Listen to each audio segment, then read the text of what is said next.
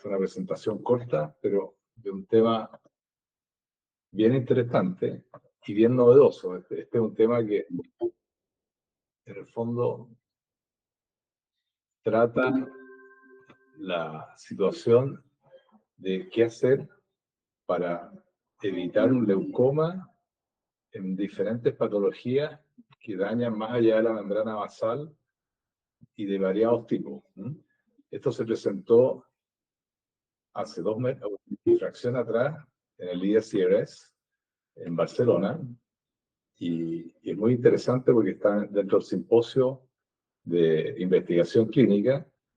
El doctor que está detrás de este tema es el doctor Steven Wilson, que es del Cowline Institute de Cleveland Clinic, y la que presentó esto fue la doctora Alicia Pedral Sampaio, que es una brasileña que hizo una especialización, dijo PhD, es una persona que está bien metida en este tema. Pero como les digo, esto todavía está como en etapa inicial, no vamos a decir experimental, pero es todavía algo que no está aprobado por la FDA y no está comercializado los productos, digamos, para prepararse, digamos, los sartán tópicos. Pero así como están los sartán, hay otras sustancias que cumplen un poco el mismo objetivo, que en presencia de ulceraciones corneales que vayan más allá de la membrana basal, cómo hacer médicamente, evitar, digamos, con un tratamiento que permita disminuir la cicatrización de la córnea y por lo tanto dejar un leucoma residual que tenga trascendencia sobre la visión. Y este es un tema importante porque las opacidades corneales son la cuarta causa en el mundo de disminución de visión. La cuarta causa. Y su trascendencia es enorme, dado que las soluciones quirúrgicas son difíciles, son caras, son de gran especialización oftalmológica y médica y de infraestructura, y en general los trastornos de visión no solamente dan alteraciones de agudeza visual, sino que también aberraciones ópticas de alto orden. Entonces, la pregunta es cómo atenuar la reacción cicatricial de la córnea médicamente. Y sabemos que existen múltiples opciones quirúrgicas, y ahí están, digamos, resumidas las opciones quirúrgicas que son bien conocidas, pero ¿cómo podemos llegar a evitar llegar a esa indicación, digamos, que sería inevitable en caso que los leucomas trasciendan en forma significativa sobre la visión después de un episodio de variados tipos, como vamos a ver a continuación, que dañen y generen una cicatriz densa en la zona del eje visual? Entonces, primero, si uno analiza cómo es la patogenia de la fibrosis corneal, hay que entender de que existen una citocina que es la TGF-beta en la lágrima, que es una citocina que penetra el estroma al romperse la membrana basal. Y la función que tiene, que es digamos, es una proteína cuya función es modular la inflamación y hacer que se vaya diferenciando el queratocito hacia un fibroblasto y el fibroblasto hacia un miofibroblasto, y el miofibroblasto ya tiene una función reparadora y hace toda una trama de tejido extracelular en la córnea y genera una cicatriz. Y el miofibroblasto entonces sería una consecuencia de esta noxa que se produce a nivel de la membrana basal del epitelio, y de esa forma la membrana basal del epitelio va a ir, digamos, permitiendo que entre esta citocina, y esta citocina va a diferenciar los queratocitos y los va a convertir en miofibroblastos, y estos miofibroblastos van a generar una cicatriz. Y ese sería como un poco el esquema de por qué se va produciendo estos leucomas en presencia de daños de la membrana basal de la córnea y daños también en la bóveda. Por lo tanto, la pregunta es cómo atenuamos la respuesta cicatricial en la córnea médicamente y evitamos que quede esta cicatriz significativa. Entonces, lo que se postula con el losartán es que tendría una función de bloquear esta citocina, este TGF-beta, y por lo tanto tendría una menor inducción de convertir y de generar este cambio de fibroblasto a miofibroblasto que generan una tendencia cicatricial mayor. Y acá entonces vemos que hay muchos trabajos que se han hecho con conejos, en animales en una primera etapa en que se dañó la membrana basal, se indujo, se hizo PTK, se hizo PRK, se dañó de diferentes formas y se vio que en general con el tratamiento de losartán se generaba menos tejido cicatricial independiente de la profundidad de la noxa. ¿Eh? O sea, incluso dañando la DCM, dañando el endotelio, haciendo ulceraciones profundas. En todos esos casos, cuando se usaba losartán tópico, se generaba esta menor respuesta cicatricial densa, opaca. Y el losartán, como sabemos, es un medicamento que se usa en cardiología y tendría un bloqueador de los receptores de angiotensina 2 y, por lo tanto, tendría un efecto de inhibir digamos, la inducción y la acción de este factor de crecimiento de esta citocina en la córnea. ¿Eh? Como ya explicamos, tendría este efecto de inhibir esta transformación de queratocito hacia miofibroblasto. Y a través de ese mecanismo generaría, por lo tanto, una menor cicatrización como respuesta de la noxa que se genera por distintas causas en la córnea. Entonces, habrían dos situaciones en que uno podría pensar, y son bastante amplias en clínica, en que uno podría usar este losartán tópico. Una sería en córneas epitelizadas y otro sería en córneas no epitelizadas. Por lo tanto, en córneas epitelizadas se podría intentar, y vamos a ver algunos casos, en Hayes tardío, que es una situación que uno enfrenta a veces, y uno ve que hay un Hayes que a uno le molesta, y el paciente le molesta bastante más aún, digamos, porque genera un trastorno en la transparencia de la córnea y eso trasciende sobre la visión. Por lo tanto, en PRK también, hechos antiguos que han generado Hayes o que han tenido tejidos cicatriciales, en cicatrices después de estas conjuntivitis epidémica, a veces estas cicatrices trascienden y son bastante densas y no se pasan con el tratamiento con corticoides ni con el tiempo, y ahí también uno podría tener un espacio para tratar estas secuelas ya de leucoma tardío, en cicatrices estromales por trauma, por infección, etc. Y ahí tenemos casos de herpes, casos de infecciones por úlceras, por traumatismo, en que quedan cicatrices. Uno también podría tener un espacio para tratarlo con este tratamiento tópico. En desematorrexi, en DISEC, en DIMEC, en injertos desplazados, en injertos, digamos, que no permiten guardar una transparencia adecuada, y en endotelitis por herpes. Ahora, en estos casos es bien importante entender de que el tratamiento es prolongado, no es un tratamiento corto. Se habla de un mínimo de 6 meses. Los efectos así importantes son en tratamientos prolongados. Y el losartán tópico, en caso de córnea epitelizada, tiene que ir a una concentración mayor que en córnea no epitelizada, que es 0,8 miligramos por ml. Y es 6 veces al día. Esa es la dosificación que se recomienda a la gente que lo ha usado.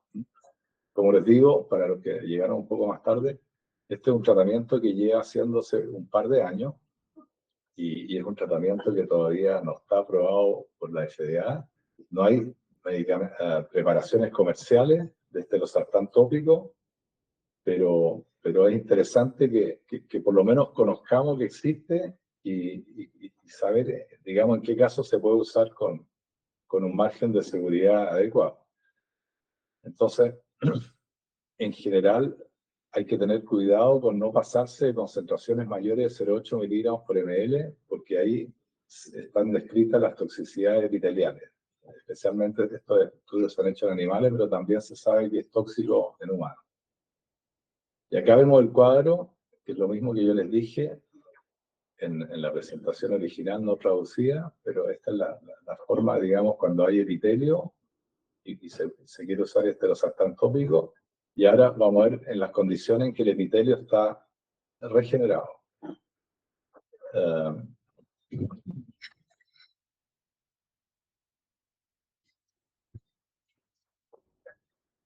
Perdón, nosotros vimos la situación con el epitelio regenerado, ahora vamos a ver cuando el epitelio está activo, ¿no?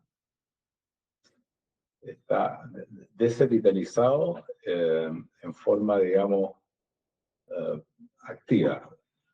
La situación que vimos recién en la diapositiva anterior era cuando el epitelio ya había cicatrizado y teníamos una cicatriz presente. Esto es cuando el defecto está abierto. Y ahí nosotros podemos plantearlo en lesiones traumáticas, en conjunto con corticosteroides, en quemaduras químicas, en cauticaciones corneales, que sabemos que siempre deja mucho daño, se puede usar con corticoides, en PRK o PTK, con trastornos de epiteliales persistentes. Y ahí, cuando uno ve que la cicatrización y la epitelización no es adecuada y uno empieza a ver que hay un tejido de granulación medio atípico, que uno se da cuenta que eso puede ir para una opacidad, para una nubécula, después como secuela se podría también usar. En infección microbiana con defecto epitelial, lógicamente en conjunto con antimicrobiano. En cross-linking, nosotros siempre hemos visto después de cross-linking que quedan a veces opacidades en el estroma anterior, y si esto se asocia a un daño epitelial persistente, también podría plantearse el uso de hecho les voy a mostrar un caso clínico descrito, se puede usar también este losartán tópico, ¿no? Y en trastornos de desepitelizaciones persistentes en diabetes, y etcétera.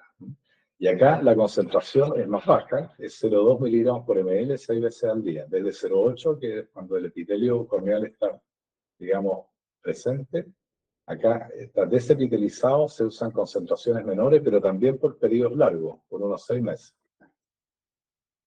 Entonces, esto es interesante porque son alternativas de tratamiento.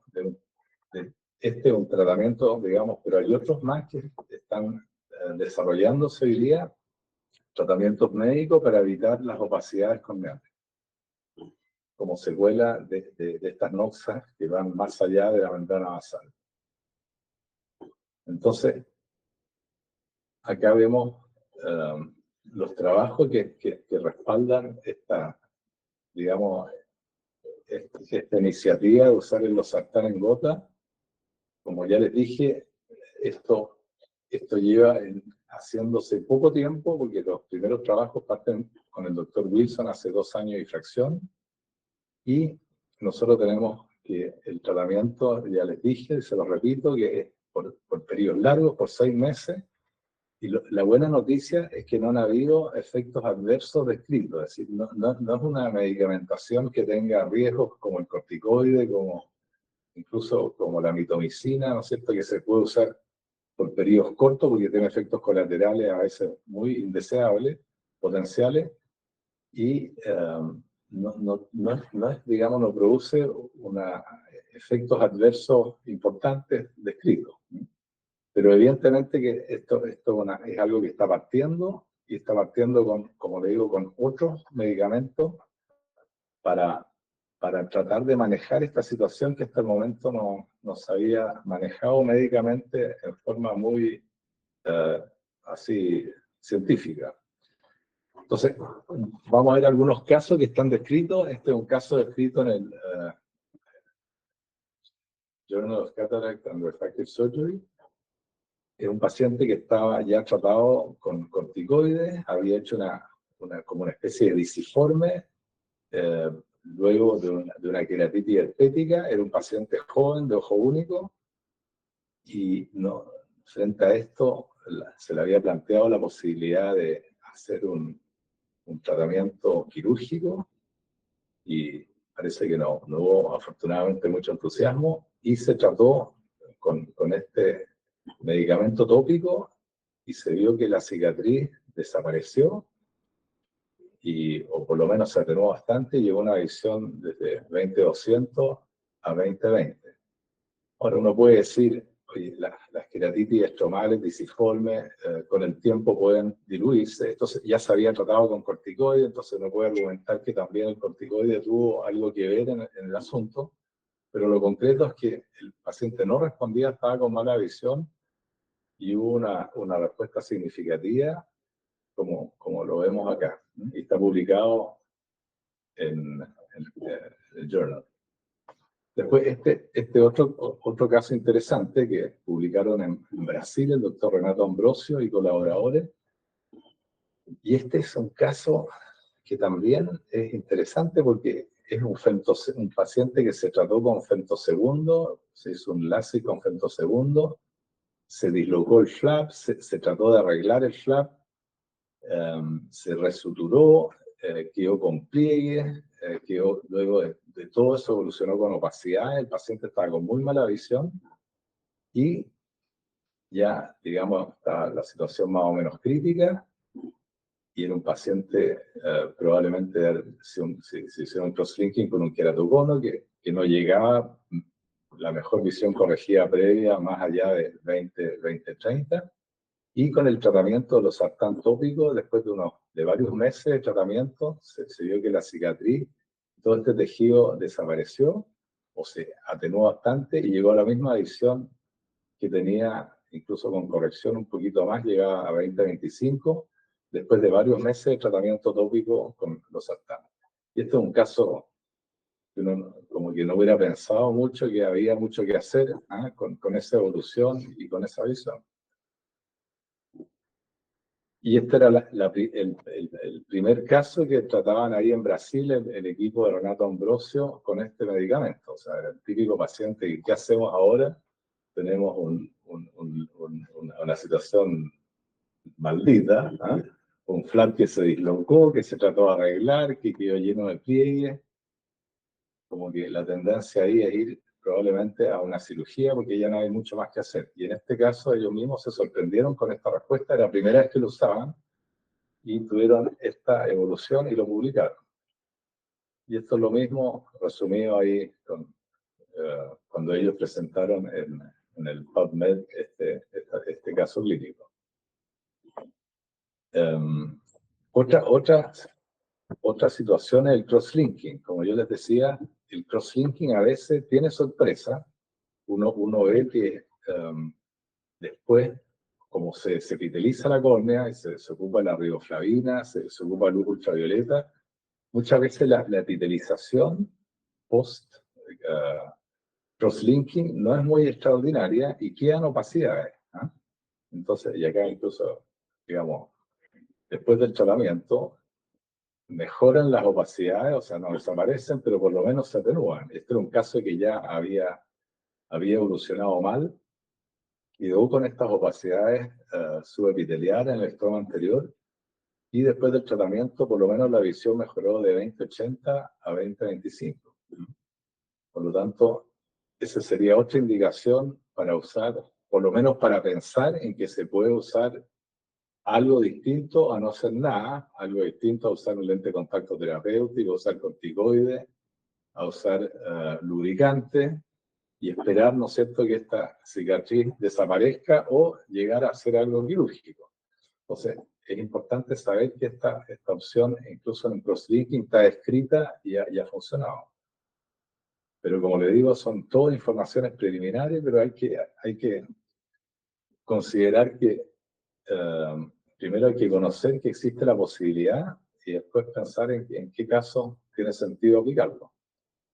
Y este es el mismo caso descrito que ya les expliqué. Y estos son otros casos de diferentes situaciones de leucomas que se van atenuando con tratamientos que están publicados y cómo evolucionan en el tiempo. Y cómo se prepararía esta gotita de losartán. En general, si el losartán está disponible en forma de polvo, se debe medir la cantidad correcta y acá como nosotros tenemos un sitio, acá esto queda registrado, entonces uno le puede pedir en una farmacia que lo preparen de esta forma, si alguien lo quiere ocupar en caso, digamos, indicado.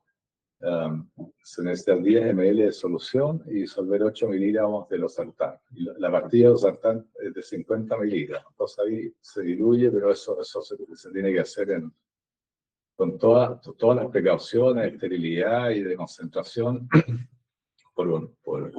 en una farmacia que tenga esa infraestructura. Y lo mismo con 2 miligramos por ml, se necesitan 10 ml de solución y se disuelve 2 miligramos de losartán. Y hay que triturar estas tabletas hasta tener un polvo fino y tamizar para asegurarte que no tengan y que no queden partículas grandes, o sea, para que quede una solución adecuada. Y si uno quiere referencia, esta doctora que presentó esto en el ISCRS, y el ISCRS, les doy el dato, uno puede no ir, pero ser miembro del ISCRS y uno tiene acceso, por ejemplo, a todo lo que, digamos, todas las presentaciones ya están todas puestas en internet, todas las presentaciones que se hicieron en Barcelona y todas las anteriores también. Entonces uno puede participar acá con los amigos, con grupos médicos, en grupos de su especialidad y revisar estos temas y están disponibles. Entonces uno puede, sin ir al Congreso, después tener acceso a todo lo que se presentó en el Congreso y verlo y analizarlo y fotografiarlo y un poco como este caso. Si ustedes tienen dudas y quieren saber más específico, la doctora que presenta este tema está como recopilando información para irlo presentando. Entonces ustedes le pueden mandar un mail y preguntarle cómo hizo esto, qué le parece. Y para seguir un poco y terminar con este tema, no solo el losartán es una opción cuando hay problemas de transparencia. Acá este es un trabajo que está presentado en la acta oftalmológica de unos pocos años atrás, en que habla de la insulina tópica y se compara con gotas de suero autólogo en defectos epiteliales persistentes en la córnea. Entonces, el resumen es que incluso esta doctora en esta presentación en el ISCRS, ella habla que uno debería tratar con insulina tópica y con losartán estos casos, ¿no? Además de lágrimas artificiales, además de corticoides en los momentos adecuados, etc. Pero uno debería tratar de partir con estas dos, digamos, opciones adicionales. Y la insulina tópica en este trabajo se muestra que tiene un efecto igual o mejor que el suero autólogo. Y es interesante tener eso en mente porque muchas veces nosotros decimos ya, llegamos al suero autólogo y como que ya no quedamos con más cartas, tenemos un defecto epitelial persistente, tenemos una opacidad en la córnea, usamos corticoides, suero autólogo, lágrimas artificiales, ¿y qué más podemos hacer para evitar esta reacción cicatricial del estroma anterior? Bueno, la insulina tópica hoy día sería algo que uno también, esto es off-label, ¿no? O sea, ahí hay que pedir todos los permisos a los pacientes, explicarles que esto es un tratamiento que no es un tratamiento habitual, pero es nuevamente un medicamento médico, farmacológico, que inhibiría la reacción cicatricial de la córnea y ayudaría a que se reepitelice. Nosotros muchas veces enfrentamos estas desepitelizaciones, estas epiteliopatías persistentes con defectos más abajo, digamos, en el estado anterior. Entonces, este es un trabajo que muestra que la vitalización que lograron con insulina versus el suero autólogo fue significativamente mejor. Y acá se explica cómo se hace esa preparación de insulina tópica y también, digamos, el suero autólogo, y cómo se puede ocupar en estos casos difíciles que son frecuentes. Como yo les dije al principio, las opacidades corneales trascendentes sobre la visión son la cuarta causa de pérdida de visión en nuestras consultas. Y nos toca a todos, no solo a los especialistas en córnea. Todo el tiempo vemos leucomas que se están produciendo o leucomas recientes que uno quiere decir, oye, no es tan mala la visión, pero me encantaría que fuera un poco mejor porque esto está trascendiendo sobre la visión. ¿Qué podemos hacer? Bueno, acá el objetivo de esta presentación es abrirnos la mente y pensar que hay otras opciones que es reciente, pero así como está el losartano, que se está, digamos, aplicando hace un par de años, y la insulina tópica, que lleva 3 o 4 años, hay muchas otras sustancias que se están desarrollando y que hay que estar atentos para saber que están dentro de nuestro armamento oftalmológico para esos casos, para que ojalá la cuarta causa de opacidades, de leucomas, de nuvéculas que trasciendan sobre la visión, la alejemos un poquito y la pongamos más abajo dentro de las causas que producen cegueras o pérdidas significativas de visión. Y eso sería, esto es una foto del Beagle, ¿no?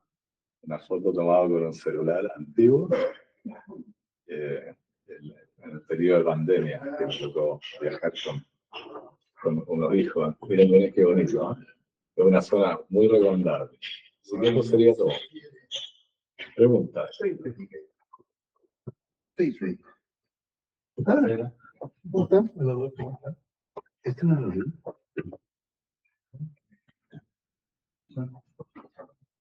Acá está.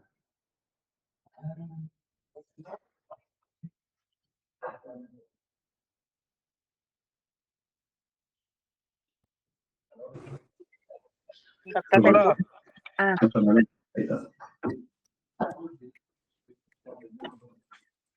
Doctor Bertet. Sí, hola Magdalena. Hola, buenos días. Muchas gracias por la presentación, por traernos un tema que no manejamos tanto, así que gracias. Le quería hacer una pregunta, si es que, no sé si usted tiene experiencia cuando manda a hacer estas soluciones tanto de insulina o losartán, ¿las manda a hacer alguna farmacia en especial? ¿O cualquier farmacia con preparados magistrales o la Rexio? ¿Cómo lo hace? Mira, el losartán yo no tengo experiencia, yo esto lo saqué de una presentación del ISCRS que me pareció interesante compartir, pero yo creo que hay que mandarlo a hacer a una farmacia, es decir, a la Rexio o a otra, digamos. Pero yo no tengo experiencia con el uso de losartán. Me parece, como les digo, algo que de todas maneras hay que hacerlo en una farmacia o una receta así con estas indicaciones y empezar a pensar en usarlo. ¿Sí? Hola. Hola, Osvaldo. Primero, bueno, gracias, Doc, porque efectivamente es un tema muy interesante, prevalente y además nuevo. Entonces, es bueno que podamos discutir estas cosas nuevas que están saliendo.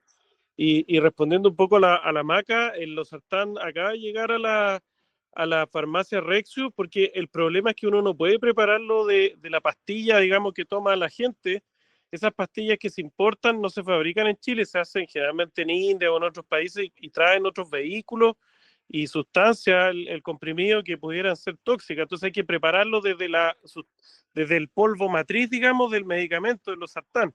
Y ese en Chile ya no se estaba trayendo porque ya ningún laboratorio que venda losartán lo fabricaba acá. Entonces la Rexio se demoró como más de 6 meses en poder importar la materia prima de losartán y nos avisaron que recién hace como 2 semanas ya lo tienen disponible para poder mandarlo a preparar ante ellos.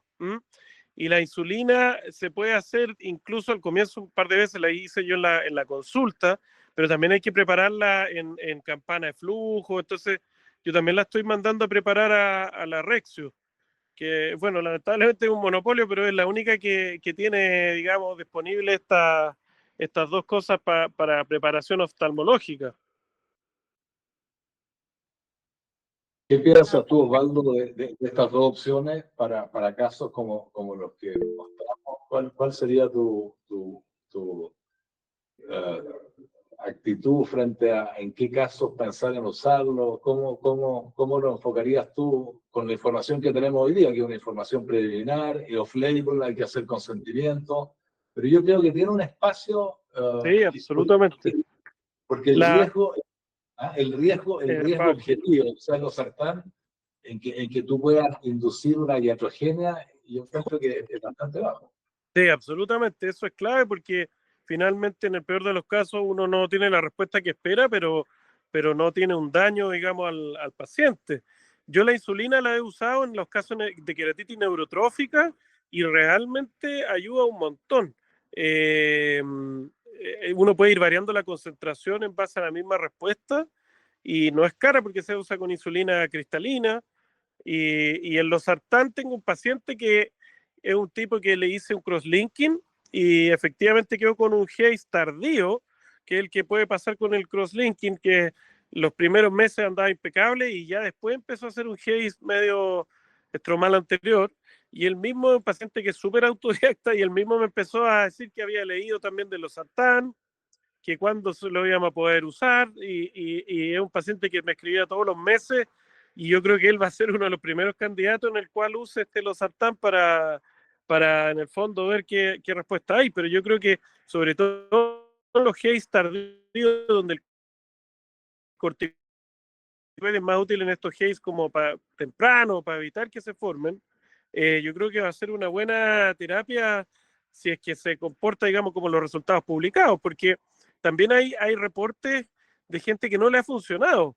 Y eso es porque probablemente no todos los haze tengan la misma, digamos, fisiopatología en cuanto a cómo se formaron, etcétera. Son cosas que todavía creo yo no conocemos a nivel tanto en detalle.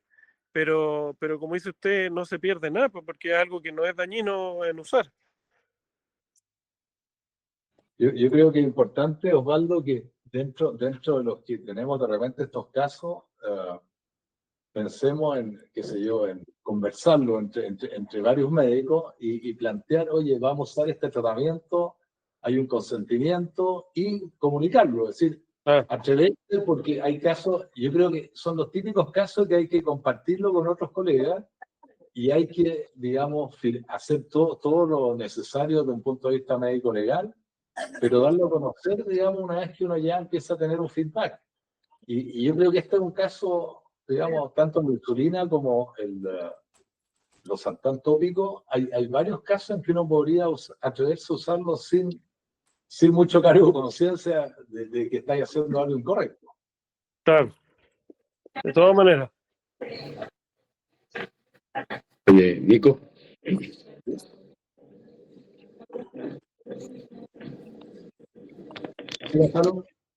Eso. Oye, gracias por la presentación, porque la verdad es que todos estos temas que son bien nuevos, aunque nuevos entre comillas nomás, porque llevan varios años y muchos años haciéndose reportes y cosas, y aprovechando la fisiopatogenia que tiene cada uno de los productos que nombraste. Efectivamente, así como uno aprovecha los efectos tróficos de la insulina, lo que más yo lo he usado en el hospital, en el Barros Luco, la verdad es que se usaba mucho en el segmento anterior y sobre todo en estas úlceras persistentes con caracteres neurotróficos, digamos, con un gran componente neurotrófico, aprovechando justamente este componente trófico de la insulina. Yo aquí en la clínica también lo he usado en un trasplante corneal que hizo una úlcera persistente y la verdad es que tuve muy buenos resultados. Y en losartán es insospechado los alcances que puede tener porque todo esto, hay varias patologías, digamos, en las que se puede aprovechar toda esta cadena antifibrótica que tiene el losartán, ¿no es cierto? Desde el glaucoma, que yo no sé, digamos, de qué forma, pero sé que el sistema renina-angiotensina sí, de alguna manera, puede actuar influyendo en el flujo del acuoso. Por lo tanto, se dice que también puede tener alcances en glaucoma, sobre todo en la parte de retinopatía diabética, en lo que es también la parte de la angiogénesis y de la fibrosis que produce. Es decir, la verdad es que parece que esto no solo va para el lado de la córnea, disminuyendo la parte de fibrosis en córnea, sino que deberían ser todavía bastante mejores los alcances que tienen los sartán.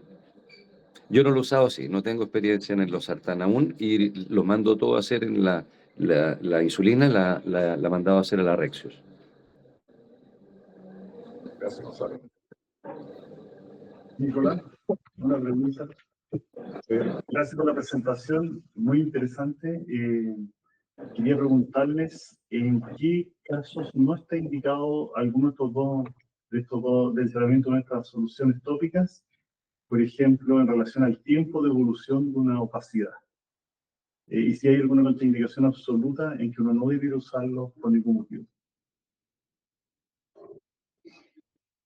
Contraindicación absoluta, algún efecto tóxico que pudiera haber, pero como que no es eso un riesgo que por lo menos que esté descrito en cuanto a, por ejemplo, contraindicación absoluta de un leucoma ya declarado, activo, irreversible, demasiado denso. Yo creo que es como algo como de sentido común. Es decir, son casos en que, porque lo que uno está tratando de lograr es que estos miofibroblastos se rediferencian hacia queratocitos y eso es siempre, me imagino yo, una recuperación parcial en cicatrices muy densas. Entonces, quizás en cicatrices, en leucomas de estos intermedios, que no tienen demasiado tiempo de evolución, que son como laminares, pero afectan la visión, yo creo que tiene más sentido. Un leucoma denso, grueso, profundo, antiguo, yo creo que ahí no tiene ninguna indicación. Pero serían esos casos intermedios en que tú crees que ganando un par de líneas, el paciente le puede significar un cambio significativo, sí. Y en los desepitelizados, situaciones en que la córnea está desepitelizada y tú ves que la cosa va mal, yo creo que ahí tiene harto espacio también. Esas úlceras persistentes, esas membranas basales que están rotas, que tú ves que la cosa está empeorando, ¿por qué no usarlo con corticoides? ¿Por qué no usarlo con el lente contacto terapéutico? ¿Por qué no usarlo en caso que tú quieras que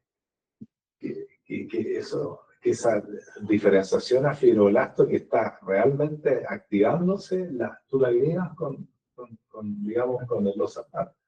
Entonces, yo creo que en caso de erosiones, de roturas de la membrana basal y de procesos cicatriciales que se están desarrollando, yo creo que es súper interesante pensar en esta opción. Pero como te digo, creo que hay que advertir al paciente que es un tratamiento off-label, hay que compartirlo con otros médicos, hacer como una especie de reunión y compartir eso que tú me estás preguntando, ver entre tres médicos y decir, oye, que un poco lo que de repente uno debería hacer más en grupos como el nuestro, hacer más de este tipo de qué hacemos con este paciente. Y eso te da mucha seguridad frente también a lo protegido que se siente el paciente frente al tratamiento que tú le estás ofreciendo, porque se ve que hay un respaldo de varios colegas que se la están jugando por mejorar su evolución, que no están bien.